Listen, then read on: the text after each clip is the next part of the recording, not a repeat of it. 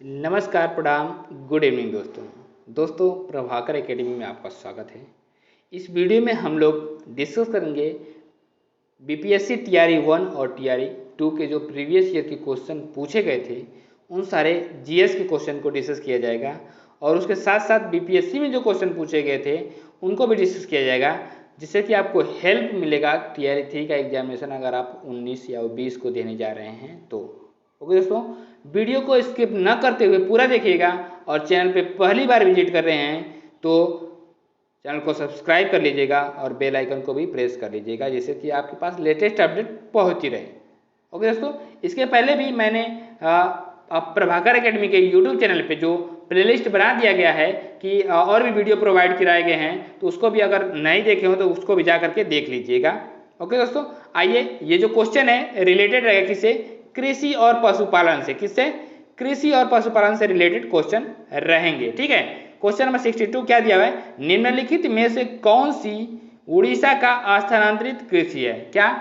Shifting cultivation कौन सी है उड़ीसा का? ठीक है, ये पूछा गया था टीआरई 1 में। ओके दोस्तों, ऑप्शन ए क्या दिया हुआ है? पोडू, और ऑप्शन बी पेंडा, ऑप्शन सी बेवार, और ऑप्शन डी क्या है? More than one of the above, option E none of the above. तो दोस्तों इसका राइट ऑप्शन हो जाएगा, मीन्स करेक्ट ऑप्शन ए पोडू। क्या होगा? उड़ीसा को जो शिफ्टिंग कल्टीवेशन है पोडू उसको बोला जाता है। आइए इसके डिस्क्रिप्शन को डिस्कस कर लेते हैं। डिस्क्रिप्शन से बहुत सारे क्वेश्चंस फंसने के चांसेस हैं, इसलिए आप डिस्क्रिप्शन को ध्यान से देखा करिए। ठीक है, उड़ीसा और आंध्र प्रदेश में झूम खेती स्थानांतरणशील कृषि को पोडू के नाम से जाना जाता है और स्थानांतरण कृषि एक आदिम प्रकार की कृषि है जिसमें पहले वृक्षों तथा वनस्पतियों को काट कर उन्हें जला दिया जाता है और साफ की गई भूमि को, जब भूमि को जो साफ कर दिया जाता है तो उस भूमि को पुराने उपकरणों से जुताई करके बीज बो दिए जाते हैं। जब तक मिट्टी में उर्वरता विद्यमान रहती है इस भूमि पर खेती की जाती है और इसके पश्चात इस भूमि को छोड़ दिया जाता है। क्या किया जाता है? इसको छोड़ दिया जाता है। ठीक है, तो वेवर और द यार जो है बुंदेलखंड क्षेत्र मध्य प्रदेश का जो शिफ्टिंग कल्टीवेशन है, और जो पेंडा है वो महाराष्ट्र का है। आइए नेक्स्ट क्वेश्चन की जाता है 63। क्या 63 क्या है? इसको ध्यान से समझिएगा कि फलों एवं सब्जियों की खेती कहलाती है। ऑप्शन ए फूलों की खेती मीन्स फ्लोरिकल्चर, ऑप्शन बी कृषि एग्रीकल्चर, ऑप्शन सी हार्टिकल्चर बागवानी, और ऑप्शन डी क्या है? More than one of the above, और option E none of the above. तो इसका राइट ऑप्शन हो जाएगा ऑप्शन सी हॉर्टिकल्चर मीन्स बागवानी। ओके दोस्तों, आइए डिस्कशन को डिस्कस कर लेते हैं, क्योंकि यहाँ से क्वेश्चन बहुत सारे पूछे जाते हैं। जो ये सेरिकल्चर मतलब ये कल्चर है ना, इससे यहाँ से बहुत क्वेश्चन पूछे जाते हैं। बागवानी हॉर्टिकल्चर के अंतर्गत फूलों, फलों, सब्जियों, मसालों, मशरूम आदि की खेती की जाती है। फूलों की खेती को फ्लोरिकल्चर और रेशम कीट का पालन कराता है सेरिकल्चर। मधुमक्खी पालन एपी कल्चर करता है और मछली का पालन पीसी कल्चर कहलाता है। दोस्तों ये मोस्ट इंपॉर्टेंट पॉइंट है, इसलिए इसको लर्न कर लीजिएगा।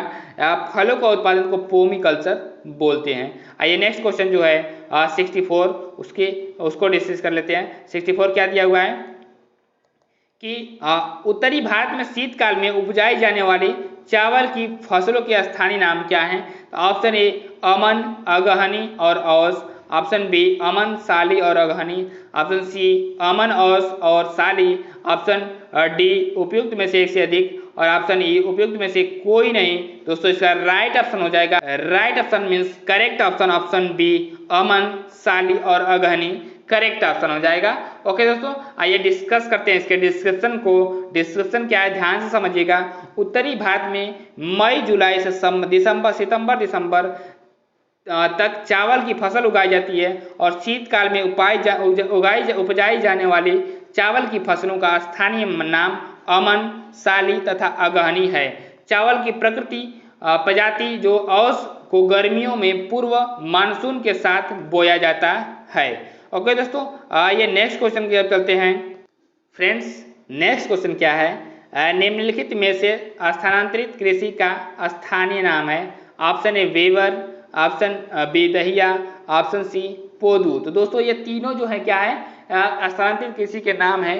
और ऑप्शन डी उपयुक्त में से कोई एक से अधिक, ऑप्शन ई उपयुक्त में से कोई नहीं, तो दोस्तों करेक्ट ऑप्शन हो जाएगा ऑप्शन डी, करेक्ट ऑप्शन उपयुक्त में से एक से अधिक हो जाएगा।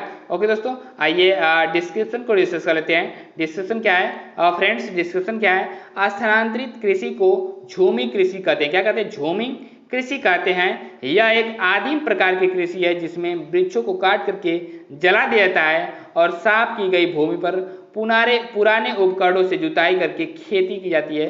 जब तक मिट्टी उर्वरता रहती है तब तक इस भूमि पर खेती की जाती है। इसके पश्चात इस भूमि को परती छोड़ दिया जाता है।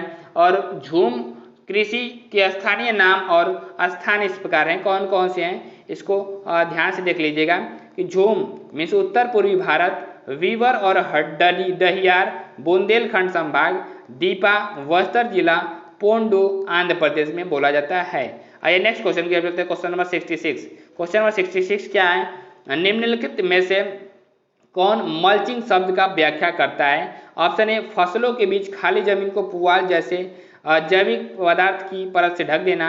ऑप्शन बी कंटूर को पत्थरों घास आदि से ढकना। ऑप्शन सी खड़ी ढालों पर्वतीय वेदिकाओं टेरेस में फसल उगाना। ऑप्शन डी उपयुक्त में से एक से अधिक। ऑप्शन ई उपयुक्त में से कोई नहीं। तो फ्रेंड्स इसका राइट ऑप्शन हो जाएगा, राइट ऑप्शन इसका है ऑप्शन ए, correct option, correct option option ए। ओके दोस्तों, फसलों के बीच खाली जमीन पुआल जैविक पदार्थ की परत से ढकना। नेक्स्ट इसके जो डिस्क्रिप्शन है उसको डिस्कस कर लेते हैं। डिस्क्रिप्शन को ध्यान से समझ लीजिएगा फ्रेंड्स। क्या है? फसलों के बीच खाली पड़ी जमीन को खरपतवार, घास अथवा पुआल जैसे जैविक पदार्थों से ढकने की प्रक्रिया को मल्चिंग कहा जाता है। जिन पदार्थों से इसे ढका जाता है उन्हें मल्च कहा जाता है। नेक्स्ट फ्रेंड्स क्वेश्चन पे चलते हैं। नेक्स्ट क्वेश्चन पे चलते हैं फ्रेंड्स। क्या है नेक्स्ट क्वेश्चन? निम्नलिखित में से किसकी खेती जायद के मौसम में की जाती है? किसकी खेती जायद के मौसम में की जाती है? ऑप्शन फर्स्ट ए है खरबूजा, ऑप्शन बी खीरा, ऑप्शन सी तरबूज। उपयुक्त में से ऑप्शन डी उपयुक्त में से एक से अधिक। ऑप्शन ई उपयुक्त में से कोई नहीं। फ्रेंड्स इसका राइट ऑप्शन हो जाएगा, राइट ऑप्शन ऑप्शन डी उपयुक्त में से एक से अधिक, राइट ऑप्शन फ्रेंड्स हो जाएगा। आइए नेक्स्ट इसके डिस्क्रिप्शन को डिस्कस कर लेते हैं। ध्यान से कंसंट्रेट होकर के देखिएगा। भारत में जायद के मौसम में उगाई जाने वाली प्रमुख फसलें खरबूजा, तरबूजा, खीरा, ककड़ी, मूंग, जूट, तुरई, भिंडी आदि हैं। जायद की फसलें मार्च में बोई जाती हैं तथा जून में तक इन्हें काट लिया जाता है। भारत में खेती के 3 मौसम होते हैं, रबी, खरीफ और जायद। कौन कौन से होते हैं? रबी, खरीफ और जायद। ओके फ्रेंड्स, रबी की फसल को शीत ऋतु में अक्टूबर से दिसंबर के बीच बोया जाता है तथा ग्रीष्म ऋतु के आरंभ में अप्रैल से जून तक के मध्य काट लिया जाता है। और इस मौसम की प्रमुख फसलें गेहूं, जौ, मटर, चना आदि हैं। खरीफ की फसलें जून जुलाई में मानसून के आगमन के साथ बोई जाती हैं तथा अक्टूबर नवंबर में शीत ऋतु के आगमन के साथ काटी जाती हैं। इस मौसम की प्रमुख फसलें चावल, कपास, जूट, ज्वार, बाजरा आदि हैं। क्या क्या है? ज्वार, बाजरा आदि हैं। आइए नेक्स्ट क्वेश्चन की तरफ चलते हैं फ्रेंड्स। नेक्स्ट क्वेश्चन जो रहेगा मानव प्रजातियों से रिलेटेड रहेगा। क्या? मानव प्रजातियों से रिलेटेड क्वेश्चंस रहेंगे। क्वेश्चन क्या है? जीवाश्मों के प्रकार के आधार पर मानव का उत्पत्ति केंद्र है। Option A rift valley of Africa, Africa की रिफ्ट घाटी। ऑप्शन बी मध्य Asia. Option C Jerusalem. Option D more than of the above. Option E जो है नन ऑफ द अबव। क्या? Option E none of the above. तो friends right option हो जाएगा, right option option A friends हो जाएगा। आइए next इसके डिस्क्रिप्शन को डिस्कस कर लेते हैं फ्रेंड्स। क्या है फ्रेंड्स कि जीवाश्मों के आधार पर मानव का उत्पत्ति केंद्र अफ्रीका महाद्वीप है। अफ्रीका महाद्वीप में मानव प्रजाति की उत्पत्ति मध्य प्लीस्टोसीन युग के अंत में अनुमानित की गई है, जो कि हर्टो प्रथम एवं द्वितीय और लेवेंटाइन जैसे जीवाश्मों के अध्ययन पर आधारित है, जिनको अफ्रीका महाद्वीप में स्कहुल और कम्फेस नामक स्थानों से प्राप्त किया गया था। नेक्स्ट क्वेश्चन पे चलते हैं फ्रेंड्स। नेक्स्ट क्वेश्चन क्या है कि दो समुदायों के मध्य सांस्कृतिक संपर्क कहलाता है। क्या? दो समुदायों के मध्य सांस्कृतिक संपर्क कहलाता है। Option A enculturation, option B acculturation, option C cultural rails, option D उपयुक्त में से एक से अधिक, ऑप्शन ई उपयुक्त में से कोई नहीं। फ्रेंड्स, इसका करेक्ट ऑप्शन हो जाएगा, करेक्ट ऑप्शन बी ए कल्चरेशन होगा। क्या होगा? ए कल्चरेशन। ओके फ्रेंड्स, आइए नेक्स्ट इसके डिस्क्रिप्शन को डिस्कस कर लेते हैं। डिस्क्रिप्शन क्या है कि दो समुदायों के मध्य सांस्कृतिक संपर्क को एकल्चरेशन कहा जाता है। इसे उस सामाजिक, मनोवैज्ञानिक और सांस्कृतिक बदलाव के रूप में संदर्भित किया जाता है जिसमें एक समाज या संगठन से संबंधित कोई व्यक्ति या समुदाय किसी अलग समुदाय या संगठन के तौर तरीके व मान्यताएं समझ करके उसका भाग बनता है। ऐसा प्रवास के रूप में अधिकतर होता है जब कोई व्यक्ति या समुदाय देश छोड़ करके किसी अन्य देश में जाकर बसता है और वहाँ पर वहाँ के दूसरे लोगों या समुदाय के बीच पारस्परिक मेल जोल बढ़ता है, तब ऐसा होता है। नेक्स्ट फ्रेंड्स, नेक्स्ट क्वेश्चन की तरफ चलते हैं। फ्रेंड्स, क्या है? किसी समुदाय को अनुसूचित जनजाति के रूप में घोषित करने के लिए आवश्यक विशेषताएं क्या हैं? फर्स्ट क्या है? आदिम लक्षणों के संकेत। नेक्स्ट सेकंड विशिष्ट संस्कृति। थर्ड क्या है? बड़े पैमाने पर समुदाय के साथ संपर्क में शर्म। फोर्थ क्या है? पिछड़ापन एवं भौगोलिक अलगाव। तो फ्रेंड्स, उपयुक्त में से कौन से सही हैं? ऑप्शन ए क्या? केवल first and second, option B केवल second, third and fourth, option C केवल 1, 3 एंड 4 और ऑप्शन डी उपयुक्त में से सभी। ओके फ्रेंड्स, तो इसका राइट ऑप्शन हो जाएगा फ्रेंड्स, इसका राइट ऑप्शन उपयुक्त सभी डी होगा। क्या होगा? उपयुक्त सभी डी होगा। अब आइए इसके डिस्क्रिप्शन को डिस्कस कर लेते हैं।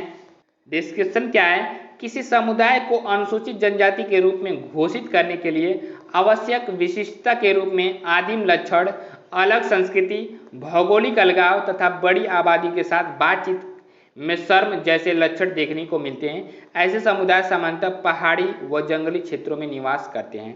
उल्लेखनीय है कि अनुसूचित जनजाति की घोषणा करने की शक्ति राष्ट्रपति को प्राप्त है। किसको? राष्ट्रपति को प्राप्त है। नेक्स्ट विविध की तरफ चलते हैं।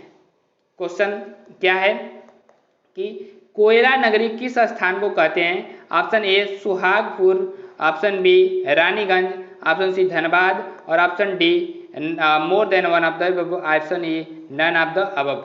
फ्रेंड्स, राइट ऑप्शन हो जाएगा ऑप्शन सी धनबाद। क्या?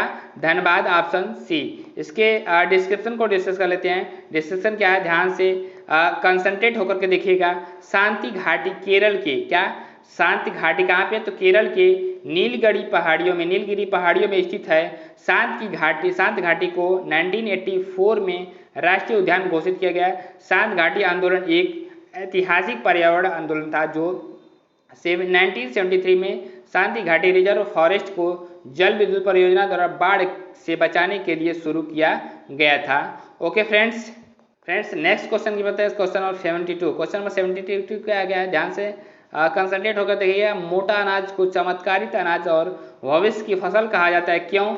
ऑप्शन ए सूखी सहिष्णु फसल, ऑप्शन बी कुछ बाहरी कारक की आवश्यकता है, ऑप्शन सी पोषण की दृष्टि से चावल और गेहूं बराबर हैं, ऑप्शन जो डी है क्या है? उपयुक्त में से एक से अधिक और ऑप्शन ई उपयुक्त में से कोई नहीं। फ्रेंड्स, इसका करेक्ट ऑप्शन हो जाएगा, करेक्ट ऑप्शन डी उपयुक्त में से एक से अधिक करेक्ट होगा।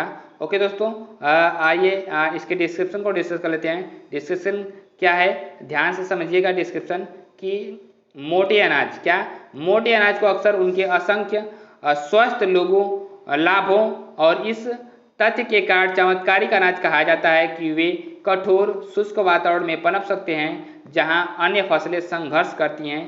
मोटे अनाज को चमत्कारी अनाज माने जाने के लिए पीछे कुछ कारण भी हैं जो निम्न हैं। क्या निम्न कारण है? इसको ध्यान से समझ लीजिएगा, क्योंकि ये जो मिलेट्स है, मिलेट्स को क्या किया था 2023 का जो उसका वर्ष था, मिलेट्स का वर्ष था, ठीक है। मोटा अनाज प्रोटीन, फाइबर, विटामिन और खनिज जैसे पोषक तत्वों से भरपूर होता है। मोटा अनाज सूखा सहिष्णु फसल, इसमें अन्य फसलों की तुलना में कम पानी और कम कीटनाशकों की आवश्यकता होती है, जिससे यह किसानों के लिए पर्यावरण के अनुकूल विकल्प बन जाता है। नेक्स्ट थर्ड क्या है कि गेहूं और धान की फसलों के मुकाबले इसमें सल्यूबल फाइबर के साथ ही कैल्शियम और आयरन की मात्रा भी अधिक होती है। नेक्स्ट क्वेश्चन क्या बताते हैं, क्वेश्चन नंबर 73। क्वेश्चन नंबर 73 क्या है कि भारत का स्थलाकृत मानचित्र किस संगठन द्वारा बनाया गया है? तो इसका ऑप्शन क्या है? ऑप्शन है कि भारतीय भू वैज्ञानिक सर्वेक्षण, ऑप्शन ए, ऑप्शन बी भारतीय सर्वेक्षण और ऑप्शन सी क्या है भारतीय प्राणी सर्वेक्षण, ऑप्शन डी उपयुक्त में से एक से अधिक, ऑप्शन ई जो उपयुक्त में से कोई नहीं। फ्रेंड्स राइट ऑप्शन हो जाएगा option B. Friends option B right option हो जाएगा। नेक्स्ट क्वेश्चन चलते हैं फ्रेंड्स, प्रोसीड करते हैं नेक्स्ट क्वेश्चन की तरफ। क्या है नेक्स्ट क्वेश्चन, इसका डिस्क्रिप्शन क्या है ध्यान से डिस्कस कर देख लीजिए कि भारत की स्थलाकृति मानचित्र भारतीय सर्वेक्षण विभाग द्वारा बनाया जाता है। यह विज्ञान और प्रौद्योगिकी विभाग के अंतर्गत राष्ट्रीय सर्वेक्षण और मानचित्र संगठन और इसकी स्थापना 1767 में की गई थी। ओके फ्रेंड्स, नेक्स्ट क्वेश्चन की तरफ प्रोसीड करते हैं। क्वेश्चन नंबर 74, सूची फर्स्ट को सूची सेकंड के साथ सुमेलित कीजिए तथा सूचियों के नीचे दिए गए कोड को सही उत्तर का चयन कीजिए। ठीक है, सूची फर्स्ट और सूची सेकंड क्या दिया हुआ है क्लियरली दिखाई दे रहा होगा और आप ध्यान से देखिएगा स्क्रीन पे। 4 जो है पंजाब का मैदान, कंकर, डेल्टा, कयाल, बांगर, मांड, तटीय मैदान। ऑप्शन क्या दिया हुआ है, ऑप्शन को आसान से ध्यान से देख लीजिएगा कि चेतना, ऑप्शन क्या है कि चेतना दिए गए कूट का नीचे ऊपर दिए गए कूट का प्रयोग करके सही उत्तर चुनिए। ठीक है, वो नीचे दिए गए प्रयोग का ABC। फर्स्ट क्या है 1 4 2 3 और बी क्या है 2 3 4 1 और सी क्या है 3 1 4 2। उपयुक्त में से एक से अधिक, ऑप्शन ई उपयुक्त में से कोई नहीं फ्रेंड्स। ओके फ्रेंड्स, तो इसका राइट ऑप्शन हो जाएगा करेक्ट ऑप्शन, ऑप्शन बी 2 3 4 1। आइए इसके डिस्क्रिप्शन को डिस्कस कर लेते हैं। डिस्क्रिप्शन क्या है इसको आसानी से डिस्कस कर लेते हैं, समझ लीजिए इसको कि 4 जो है डेल्टा से रिलेटेड है, कंकर जो है बांगर से रिलेटेड है, कयाल जो है तटीय मैदान है, मांड जो है पंजाब का मैदान है। आइए नेक्स्ट क्वेश्चन को डिस्कस करते हैं। क्वेश्चन नंबर 75, सूची फर्स्ट को सूची सेकंड के साथ सुमेलित कीजिए और सूचियों के नीचे दिए गए कूट को सही उत्तर चयन कीजिए। नेक्स्ट सूची फर्स्ट और सूची सेकंड क्या दिया, कुछ प्रांतों के संसाधनों की उपलब्धता और संबंधित प्रांतों के नाम। ओके फ्रेंड्स, अब देखिए ध्यान से क्या दिया हुआ है कि खनिज संसाधनों की संपन्नता परंतु औद्योगिक की कमी, औद्योगिकरण की कमी। तो कहाँ पे फर्स्ट क्या दिया हुआ है, झारखंड दिया हुआ है। आइए नेक्स्ट जो दिया है उसको देखते हैं। नेक्स्ट बी क्या है कि जल संसाधनों की संपन्नता परंतु आधारभूत संरचना के विकास की कमी, इसका दिया उसके सामने दूसरा दिया अरुणाचल प्रदेश। नेक्स्ट क्या है कि सौर और वायु ऊर्जा, क्या सौर और वायु ऊर्जा की संपन्नता परंतु जल संसाधनों की कमी, राजस्थान। नेक्स्ट क्या है कि डी कि खनिज संसाधनों की संपन्नता परंतु परिवहन और संचार के साधन में कमी, लद्दाख। ओके फ्रेंड्स, इसका कोड क्या दिया हुआ है इसको ध्यान से समझिए कोड, और उसके बाद फिर क्या होगा आप आंसर दीजिएगा। ऑप्शन ए है क्या 3 4 1 2, option B 1 2 3 4, option C 2 1 4 3, option D उपयुक्त में से एक से अधिक और ऑप्शन ई उपयुक्त में से कोई नहीं फ्रेंड्स। नेक्स्ट इसका राइट ऑप्शन हो जाएगा करेक्ट ऑप्शन, ऑप्शन बी 1 2 3 4 होगा। नेक्स्ट प्रोसीड करते हैं, क्या प्रोसीड करते हैं, सही सुमेलन इस प्रकार से है। सूची फर्स्ट को सूची सेकंड के साथ देखिएगा ध्यान से। तो ये क्या है कि खनिज संसाधनों की संपन्नता परंतु औद्योगिकरण की कमी झारखंड में है। और उसके बाद फिर नेक्स्ट क्या है, जल संसाधनों की संपन्नता परंतु आधारभूत संरचना के विकास में कमी, ऑप्शन अरुणाचल प्रदेश है। नेक्स्ट क्या है, उसके बाद फिर सौर ऊर्जा और ऊर्जा की संपन्नता परंतु जल संसाधनों की कमी, राजस्थान। नेक्स्ट क्या है, खनिज संसाधनों की संपन्नता परंतु परिवहन और संचार के साधनों की कमी, लद्दाख। ये सब सारी चीज़ें सही मिला हुआ था। ओके फ्रेंड्स, आइए नेक्स्ट क्वेश्चन के प्रोसीड करते हैं। क्वेश्चन नंबर 76 क्या है कि अरब सागर और बंगाल की खाड़ी के अपवाह तंत्र के बीच जल विभाजक है। Option A Delhi ridge, Malwa का पठार और Bundelkhand, option B Delhi ridge, Aravalli पर्वत श्रेणी, सह्याद्री और अमरकंटक की पहाड़ियाँ, option C Delhi ridge, Malwa का पठार और छोटा नागपुर का पठार, ऑप्शन जो डी है क्या उपयुक्त में से एक से अधिक और ऑप्शन ई क्या उपयुक्त में से कोई नहीं फ्रेंड्स। इसका राइट ऑप्शन हो जाएगा फ्रेंड्स इसका राइट ऑप्शन हो जाएगा option B, Delhi ridge, Aravalli पर्वत श्रेणी, सह्याद्री और अमरकंटक की पहाड़ी। आइए इसके डिस्क्रिप्शन को डिस्कस कर लेते हैं। डिस्क्रिप्शन क्या है, ध्यान से देखिएगा फ्रेंड्स। अरब सागर और बंगाल की खाड़ी के अपवाह तंत्र के बीच जल विभाजक के रूप में दिल्ली रीच, अरावली पर्वत श्रेणी, सह्याद्री और अमरकंटक की पहाड़ियां मौजूद हैं, अतः विकल्प बी सही उत्तर है। नेक्स्ट क्वेश्चन विश्व का भूगोल से रिलेटेड क्वेश्चंस रहेंगे। ब्रह्मांड और सौरमंडल, क्या ब्रह्मांड और सौरमंडल क्या है, सूर्य है एक, क्या है, सूर्य है एक। ऑप्शन ए पीला तारा, ऑप्शन बी लाल तारा, ऑप्शन सी श्वेत तारा, option D more than one of the above, option E none of the above. Friends correct option हो जाएगा, करेक्ट ऑप्शन ऑप्शन ए पीला तारा हो जाएगा, क्या हो जाएगा, ऑप्शन पीला तारा हो जाएगा। दोस्तों इसका फ्रेंड्स इसका जो डिस्क्रिप्शन है इसको ध्यान से समझिए। सूर्य एक पीला तारा है। सूर्य के पीले दिखने के पीछे स्कैटरिंग ऑफ लाइट, प्रकाश का प्रकीर्णन को बताया जाता है। हम जानते हैं कि सूर्य से आने वाली किरणें 7 अलग अलग रंग की होती हैं और वायुमंडल से गुजरने से कुछ किरणें चारों ओर वायुमंडल में बिखर जाती हैं और जिससे सूर्य और उसकी रोशनी हमें पीली दिखती है और सूर्य को पीला तारा समझा जाता है। नेक्स्ट क्वेश्चन की तरफ चलते हैं। ब्रह्मांड और पल्सर क्या है, क्या ब्रह्मांड और ब्रह्मांड में पल्सर क्या है। ऑप्शन ए तारों का एक समूह, ऑप्शन बी घूमते न्यूट्रॉन तारे, ऑप्शन सी किसी तारे का विस्फोट, ऑप्शन डी किसी तारे द्वारा उत्सर्जित रेडियो तरंगे। फ्रेंड्स इसका करेक्ट ऑप्शन हो जाएगा, करेक्ट ऑप्शन ऑप्शन बी घूमते न्यूट्रॉन तारे, क्या घूमते न्यूट्रॉन तारे जो क्या है पल्सर है। ठीक है फ्रेंड्स, आइए नेक्स्ट इसके डिस्क्रिप्शन को डिस्कस कर लेते हैं। कंसंट्रेट होकर के देखिएगा कि ब्रह्मांड में पल्सर घूमते हुए न्यूट्रॉन तारे हैं। 1.4 ms को संशेखर सीमा कहते हैं। इससे अधिक द्रव्यमान होने पर मुक्त रूप से घूमते इलेक्ट्रॉन अत्यधिक वेग के कारण नाभिक को छोड़ करके बाहर चले जाते हैं तथा न्यूट्रॉन बचे रह जाते हैं। इस अवस्था को न्यूट्रॉन तारा या पल्सर कहते हैं। न्यूट्रॉन तारा भी असीमित समय तक सिकुड़ता हुआ चला जाता है, अर्थात न्यूट्रॉन तारे में अत्यधिक परिमाण में द्रव्यमान अंततः एक ही बिंदु पर संकेंद्रित होता है, क्या अंततः एक ही बिंदु पर संकेंद्रित होता है। ऐसे असीमित घनत्व के द्रव्य मुक्त पिंडों को किरण छिद्र या ब्लैक होल कहते हैं, क्या कहते हैं, ब्लैक होल कहते हैं। नेक्स्ट क्वेश्चन क्या बोलते हैं, question number third. Question number third क्या है, आसान एकदम कंसंट्रेट होकर देखिएगा कि आकार और माप में समानता के कारण किस ग्रह को पृथ्वी का जुड़वा बहन कहा जाता है। ऑप्शन ए मंगल, ऑप्शन बी बृहस्पति, ऑप्शन सी शुक्र, ऑप्शन डी जो है कि उपयुक्त में से एक से अधिक, ऑप्शन ई उपयुक्त में से कोई नहीं। फ्रेंड्स तो इसका राइट ऑप्शन हो जाएगा ऑप्शन सी शुक्र, क्या है, शुक्र बहन चमकीली है। ठीक है, तो ये शुक्र हो जाएगा जो पृथ्वी के समानता दिखाई देती है। इसके डिस्क्रिप्शन को डिस्कस कर लेते हैं। डिस्क्रिप्शन क्या है देखते हैं अच्छे से। कि आकार और माप में समानता के कारण शुक्र ग्रह को पृथ्वी का जुड़वा ग्रह माना जाता है। इसे सांझ का तारा तथा भोर का तारा भी कहा जाता है।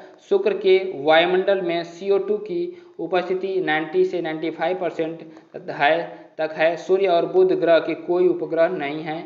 यह ग्रहों की सामान्य दिशा के विपरीत सूर्य की पूर्व से पश्चिम दिशा में परिक्रमण करता है, क्या परिक्रमण करता है। नेक्स्ट क्या है क्वेश्चंस, नेक्स्ट क्वेश्चन अक्षांश और देशांतर से रिलेटेड क्वेश्चंस रहेंगे। ओजोन क्षेत्र अधिक स्पष्ट होता है। ऑप्शन ए भूमध्य रेखा पर, ऑप्शन बी कर्क रेखा पर, option C tropic of Capricorn पे मकर रेखा पर, option B more than one of the above, option E none of the above. Friends इसका करेक्ट ऑप्शन हो जाएगा option C tropic of Capricorn means मकर रेखा। ओके फ्रेंड्स, नेक्स्ट क्वेश्चन की ओर प्रोसीड करते हैं। इसका जो डिस्क्रिप्शन है उसको डिस्कस कर लेते हैं। फ्रेंड्स डिस्क्रिप्शन क्या है, दक्षिणी ध्रुव पर ओजोन छिद्र अधिक स्पष्ट है। समताप मंडल में ओजोन का अवक्षय विस्तृत रूप से होता रहता है, लेकिन यह अवक्षय अंटार्कटिका क्षेत्र में विशेष रूप से अधिक होता है। इसके फलस्वरूप यहाँ काफ़ी बड़े क्षेत्र में ओजोन की परत काफ़ी पतली हो गई है। ओजोन छिद्र पृथ्वी की सतह से 15 से 30 किलोमीटर के बीच समताप मंडल में पाया जाता है। कहाँ पाया, समताप मंडल में पाया जाता है। ओके फ्रेंड्स, नेक्स्ट क्वेश्चन की तरफ चलते हैं। Question number 5। क्वेश्चन नंबर 5 क्या है देखिएगा ध्यान से। फ्रेंड्स ग्लोब पर 1 डिग्री के अंतराल पर खींची गई अक्षांश रेखाएं कितनी हैं।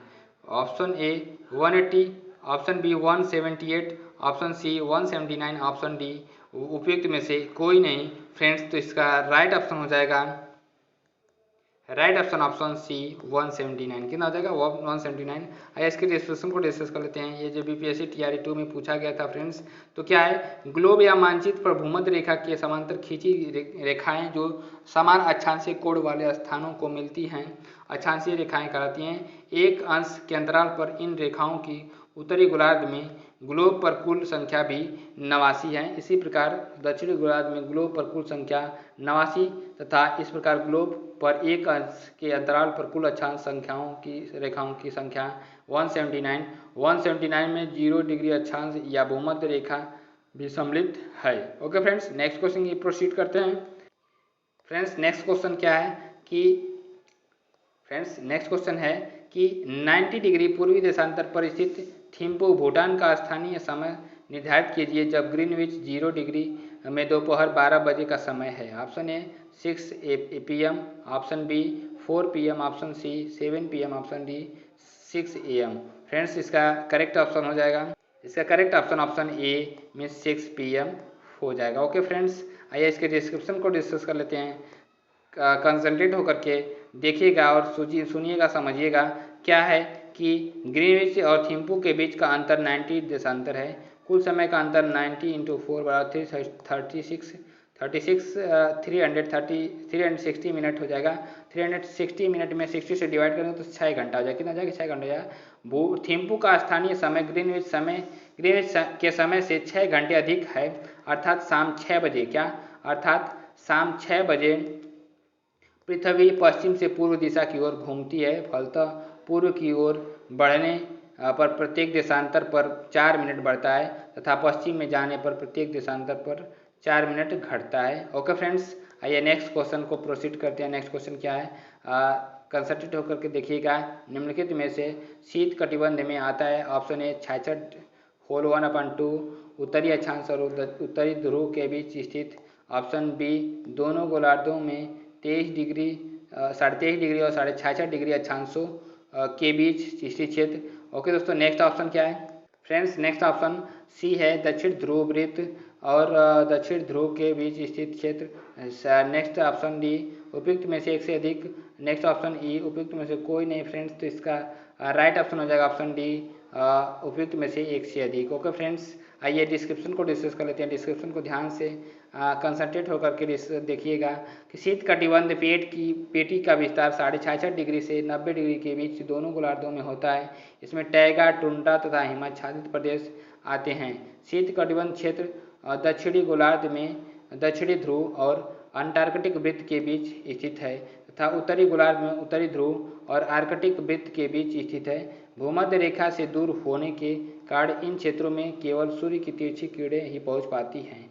ओके फ्रेंड्स, आइए नेक्स्ट क्वेश्चन की तरफ चलते हैं। क्वेश्चन नंबर क्या है, क्वेश्चन नंबर 8। क्वेश्चन नंबर 8 क्या है कि यदि ग्रीनविच में दोपहर के 12 बजे हैं तो ग्रीनविच के 30 डिग्री पूर्व में क्या समय होगा। ऑप्शन ए दोपहर 2 बजेंगे, ऑप्शन 1 बजेंगे, ऑप्शन सी सुबह 10 बजेंगे और ऑप्शन डी उपयुक्त में से एक से अधिक। फ्रेंड्स ऑप्शन डी ई क्या है, उपयुक्त में से कोई नहीं। फ्रेंड्स तो इसका राइट ऑप्शन हो जाएगा, राइट ऑप्शन ऑप्शन ए दोपहर के 2 बजे। कितने बजेंगे 2 बजेंगे। ओके फ्रेंड्स, आइए इसके डिस्क्रिप्शन को डिस्कस कर लेते हैं। डिस्क्रिप्शन क्या है, कंसंट्रेट होकर के देखिएगा। ग्रीनविच देशांतर रेखा को 0 डिग्री देशांतर रेखा व अंतर्राष्ट्रीय समय रेखा भी कहते हैं।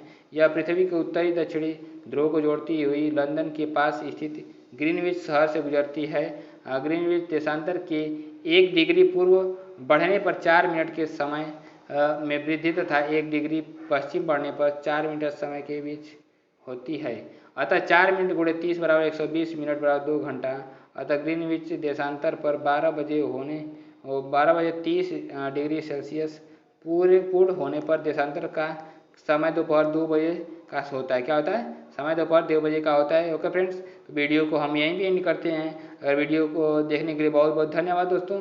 और चैनल पे पहली बार विजिट करें तो वीडियो को चैनल को सब्सक्राइब कर लीजिएगा, उसके साथ साथ बेल आइकन को भी प्रेस कर लीजिएगा जिससे कि आपके पास लेटेस्ट अपडेट पहुँचते रहे।